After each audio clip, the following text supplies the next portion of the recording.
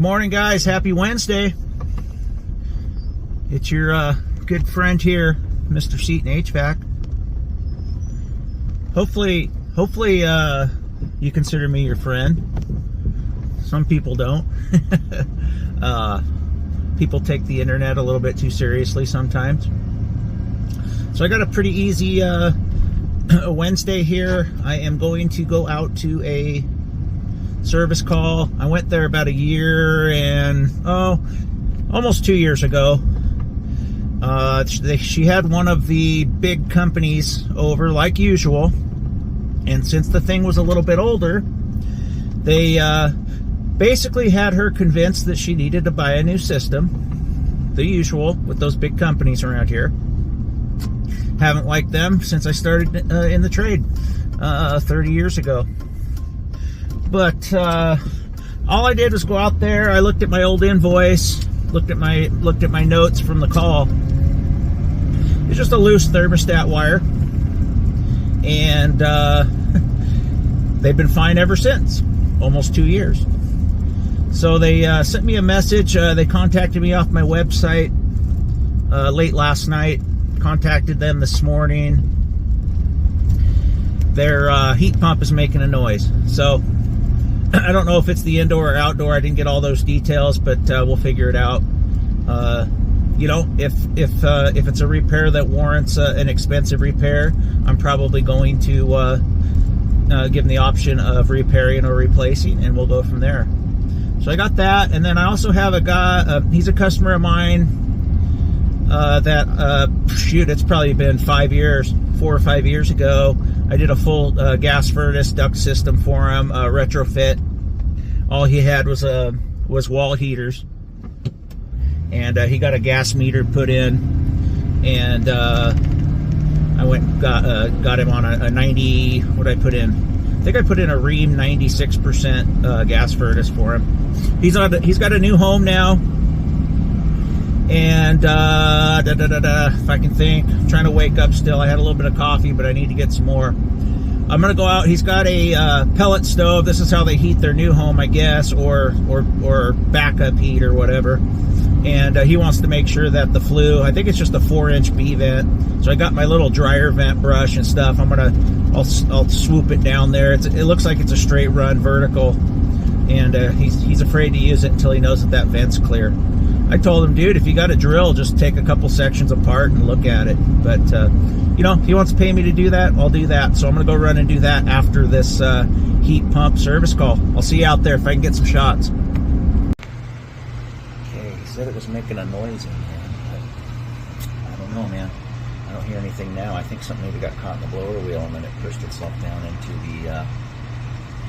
the ductwork. So we're going to at least take a look and see if we can see anything. Look at that. No. Needs to be over.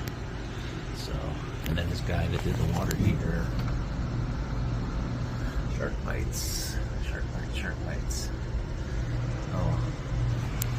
Let's take a look at this. There's your problem right there. She got caught in the blower wheel. We'll trim that back. Don't really need it in the inside the house anyway.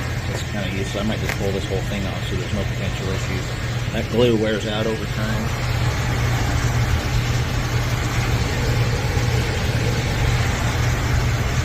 Looks okay. We'll turn her off and we'll do a little inspection of that blower. Maybe check the cap. I'll pull that off and check the coil, make sure it's not dirty. It's funny, guys. When I was here a couple of years ago, I think they tried to sabotage us on purpose because I saw they had a wire just hanging out for no reason, and it was wire nutted back. Maybe they forgot or something. But these companies do that. They'll try to sabotage it so it doesn't work and try to sell you a new system. They came and saved the day. I just reattached the wire. Just 10 microfarads. We'll check that real quick. Let me kill the power.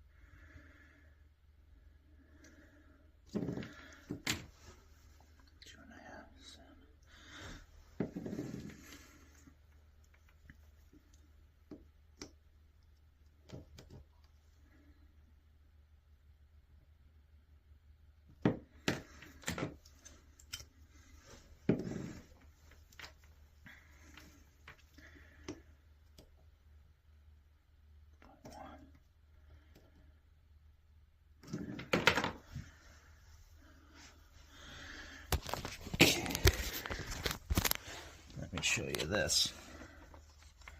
So this is supposed to be 7.5, and that's supposed to be 2.5. We only have, sorry about the camera work.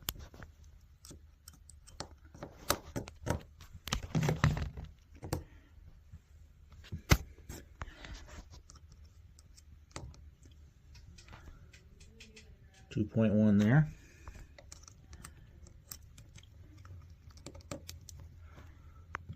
And only 4.3 there. It's supposed to be 7.5. 10. So we're only getting 6, so we're going to go ahead and replace this. Alright guys, so I went and showed the customer that he was only getting about 4.1 on this 7.5 leg. And on this 2.5, he was getting 2.1, so he's only getting like 6.2 microfarads total. Always show the customer when you're diagnosing one of these, and show them the actual numbers so they don't think you're a parts changer. So let's find him a 10. I'm pretty sure I got a Mars one in there. Okay. Found my 10 microfarad. I need to up my stock on my dual capacitors. I got plenty of these. 5, 7.5, and 10s are usually all I run across, and I got a few of each, so I'm okay. We'll trash him. Let's go put this on. Like I said, it was running, but it's going to eventually give him issues. I don't know how it was starting. That might have been the kerplunk of the motor too when it was starting. Tough to say, but we'll get a good one on there so we know he's good.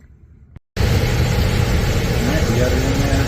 Always put it so you can read the numbers without having to pull up the lamp, which makes the next guy's life easier. Let's check this coil.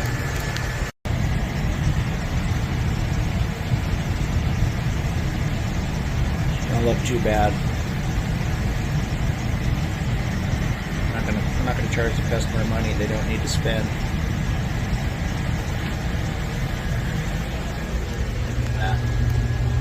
Sharp bite.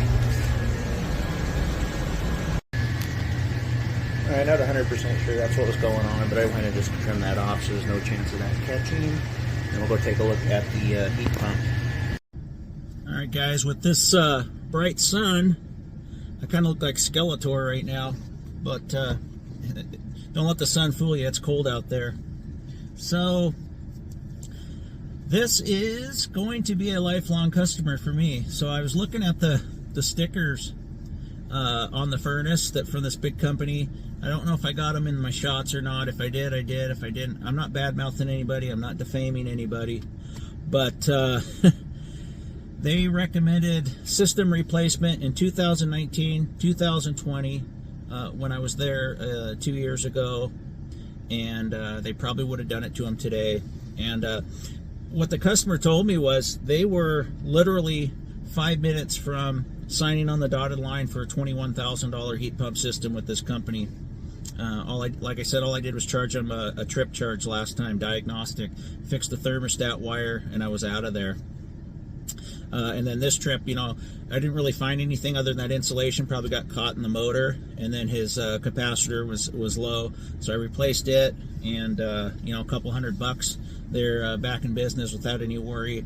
I told them, you know, my service calls are warranted.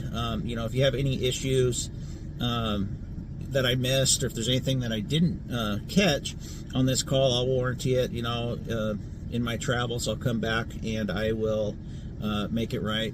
No charge. You know, I'm just so busy right now that I don't have time to spend a bunch of time. I'm not going to clean all your coils to gain, you know, a 1% efficiency or whatever on your heating system and charge you, you know, $1,000 to clean your coils, indoor and outdoor. System's running fine. Don't fix what's not broken. So anyway, yeah, these big companies around here trying to screw people, trying to sell them new systems. It's that train boot camp crap that I hate. I harp on it all the time. You know, let's quit screwing customers out there. Let's do the right thing, guys. Seriously. So anyway, I'm headed off to go and clean this guy's 4-inch B vent flue that's on his pellet stove, and hopefully my little dryer brush will work. That's all I got. Otherwise, we're taking it apart and getting a little more extensive with it, which I really don't want to have to do. But I'll get some shots out there if I can for you. All right, guys, I'm back for the day. That second call was uneventful. Nothing too crazy there. He's got a pellet stove, and it's got 3-inch B vent, Simpson Duravent B vent on it. That it's right on the edge. It says you can go 12 feet with an elbow to vent it with 3, and otherwise you got to go up to 4-inch. He's right there. I told him you just have to clean it more often, probably. So what we're going to probably do is I can break a couple of the elbows. They're just too corroded together to get apart, and get the thing thoroughly cleaned out. I did run my dryer brush down it and got it the best I could, but I probably just knocked a bunch of stuff loose and made it worse down at the bottom.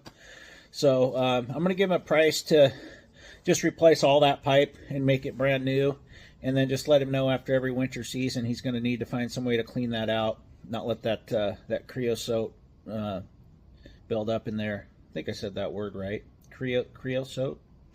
I don't know. I'm not a fireplace guy, so what do I know? But I know how to clean pipe. No jokes. So anyway, that's a wrap on today. Like that first call, like I said, I totally saved those people, and I'm happy to do it. And I'm tired of the big companies. What I'm tired of is guys that comment, they got nothing better to do than just to do like laugh faces and stuff at things that I post. Go ahead, man. If you got no life where all you're gonna do is just go on and think you're smarter and funnier than everybody else, then go ahead. Go ahead, be a dickhead. I don't care anymore. It sucks to be you. So anyway, all that being said, thanks for watching, guys, and I will see you on the next one.